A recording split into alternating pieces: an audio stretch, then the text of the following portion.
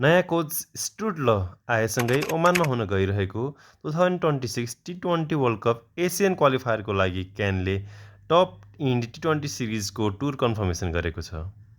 अस्ट्रेलियाको डार्विन भन्ने ठाउँमा अगस्त 14देखि 24 तारिकसम्म खेल खेल्नेछ।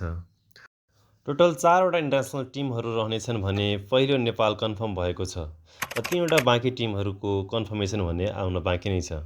सन् 2024मा भएको टप इन्ड टी20 सिरिजमा टोटल 9वटा टिम्सहरू थिए र जसमा इन्टरनेसनल टिमको कुरा गर्ने हो भने पाकिस्तान ए र बङ्गलादेश 11 थिए।